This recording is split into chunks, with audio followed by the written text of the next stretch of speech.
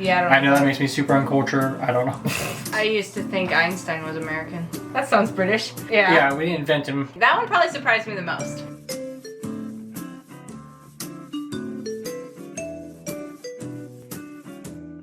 Hey everyone, welcome back. Today we're going to be checking out another video from Lost in the Pond. It has been a minute. It's been quite a while. Since we have checked anything out of his. I really do like it though. I think he gives a good perspective. Anyway, it is 6 British things that are actually American. Which should be interesting. I thought it would be interesting. So I wonder if we know any of these. I don't know. I know there's been so many things I thought were American that of course ended up just being British. Yeah. So it's going to be kind of interesting for... Or a different culture, like mashed potatoes and gravy. Or like hamburgers, obviously.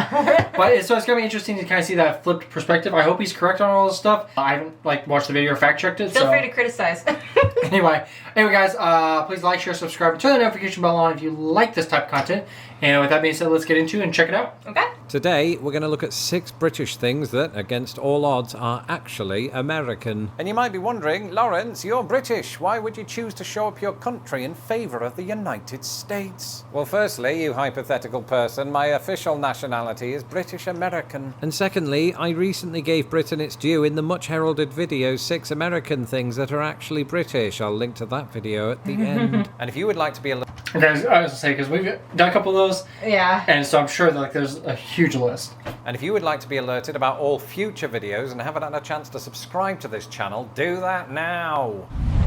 I love his voice. In the meantime, allow me to inflate your brain with facts so beautiful they belong in the Louvre or the discount bins at Walmart.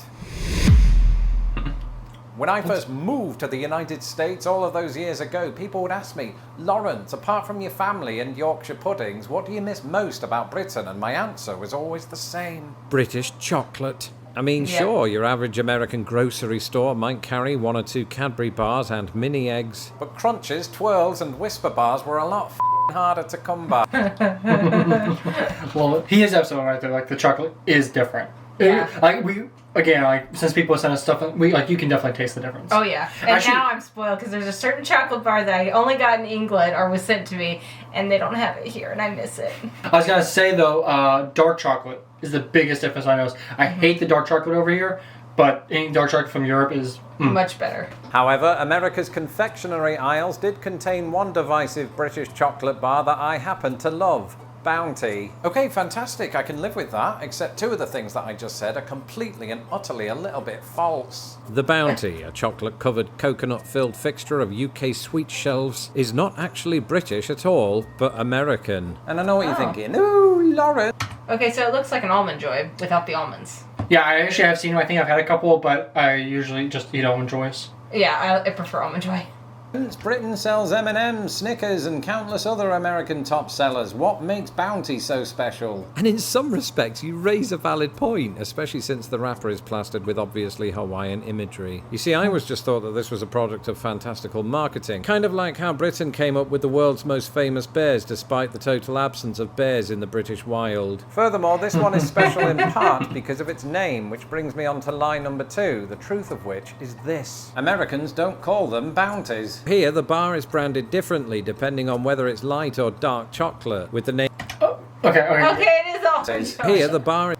Okay, I was gonna say, I've had Mounds. Mounds are pretty much just like Almond Joys without the almond on top. Okay. I'm pretty sure I've had Bounties though, too. with the names Almond Joy and Mounds applied respectively. Both will not... I just learned something. I had no idea that one was dark. That was the difference. I've never looked at the wrapper. Launched in the first half of the 20th century in the United States. And it was only a few years later, in 1951, that Mars Incorporated, which had no trademark attachment to the American varieties, launched Bounty in the UK and Canada as straight-up imitations.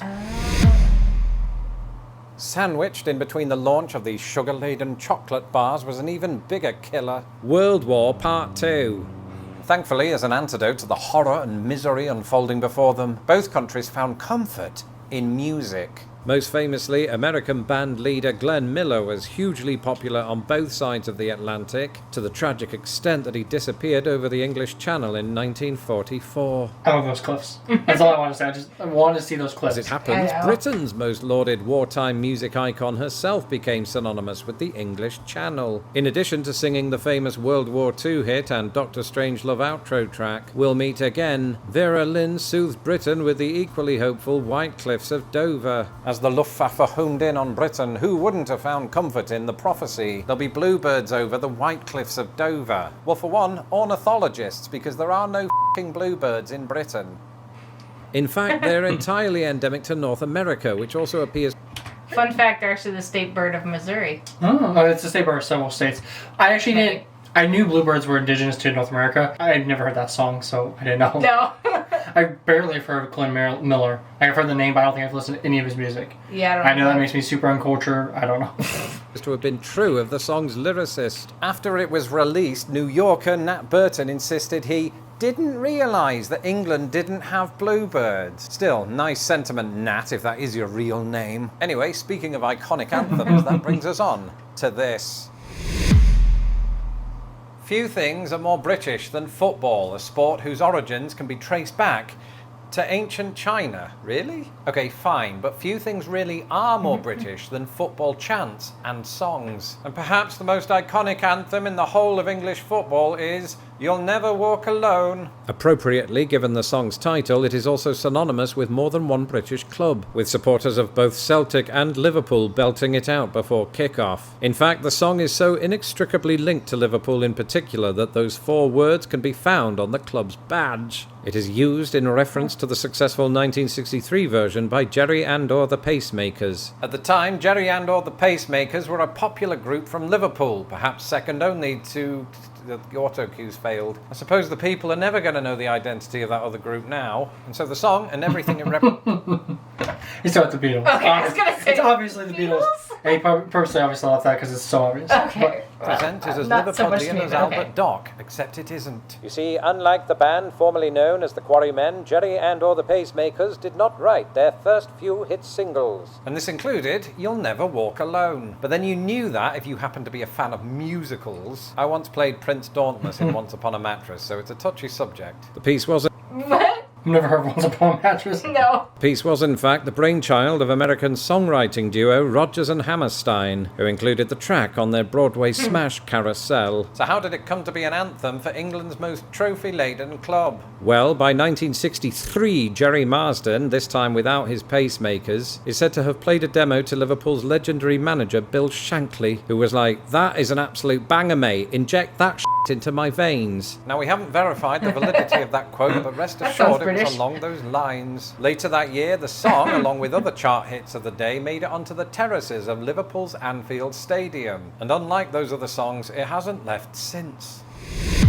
So, I mean, that's not... I mean, it's an American wrote a song that a Yeah. famous British band sang. I mean, that's still practically like the people that made it famous with a British band. Yeah, so for I would actually yeah. say that kind of just goes to England. Potentially. I feel like the title sounds familiar. I might have heard the song, but because he didn't play any clips of it, I don't actually know if I know that song. Maybe we'll have to react to it.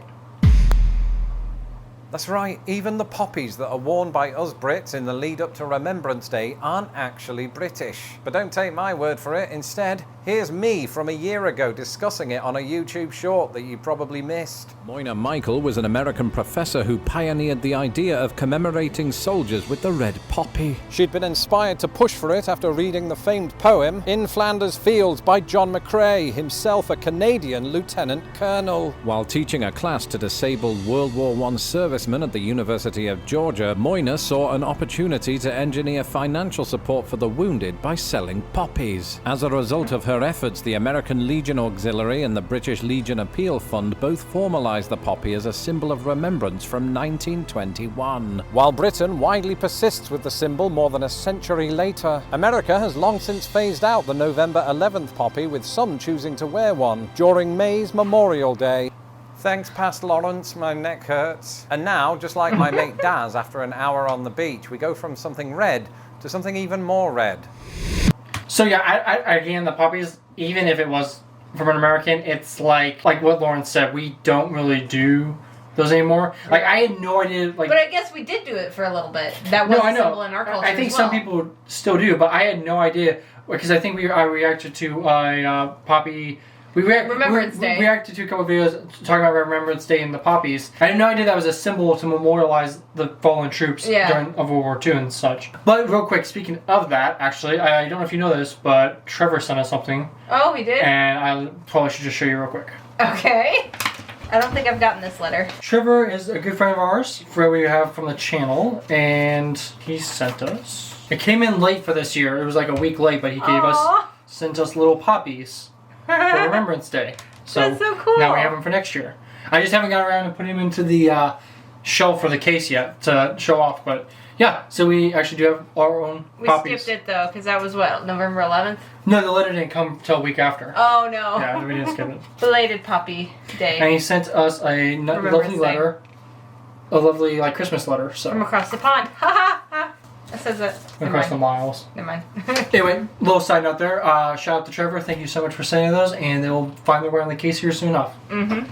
As after an hour on the beach, we go from something red to something even more red.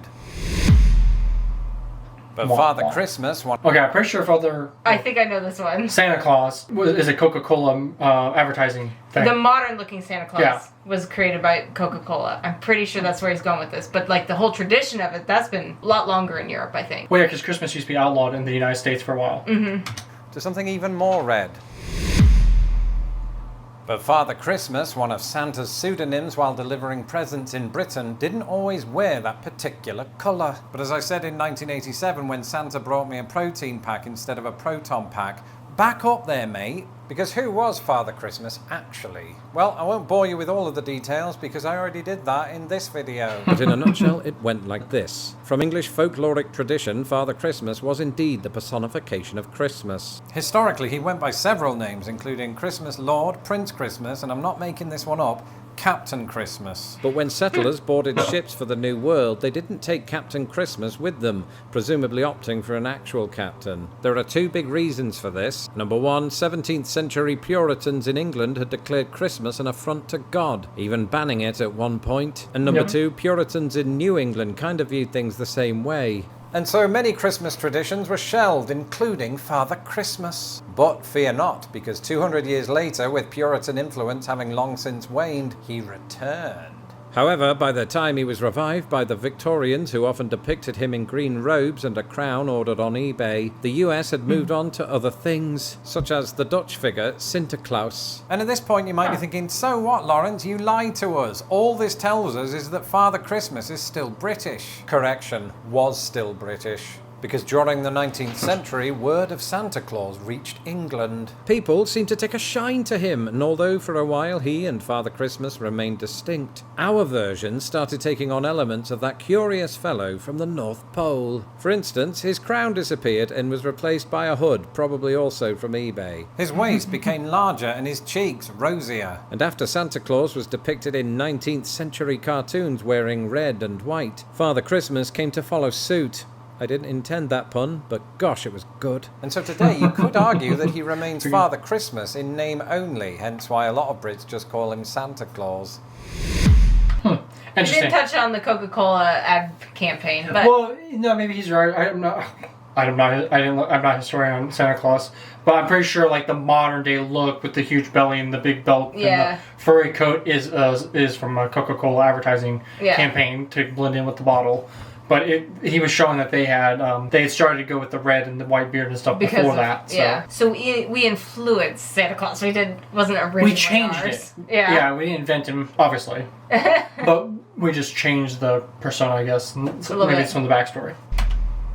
When you hear the word tea, there's only one country that comes to mind: Britain. I've just realised that's 3 countries. Nonetheless, the British fixation with tea is very real, dating back to the 1660s when it was brought to England by Catherine of Braganza, the future Queen of England. Just over a century later, Britain was so enamored with tea that Americans in Boston famously copied us by hosting a tea party of their own. And on a personal note, the one thing that Americans assume most about me is that I prefer tea to coffee, which is only true if I've had 3 coffees. That said, British people do generally love their tea, whereas Americans, more often than not, are indifferent. Instead, the latter love their lattes. And so it will surprise absolutely everybody to learn that tea bags were invented not in Britain, but Milwaukee. The first patent, or patent if you will, was filed in that city in 1903 by its inventors Roberta Lawson and Mary McLaren. Within 5 years, their idea caught the attention of New York importer Thomas Sullivan, who subsequently had them shipped around the world. The tea bags, not the inventors. Today... That's good. Good clarification. I'm curious now. Did they? Oh, they have those little metal things. Yeah. Where you put tea into and you dip that in.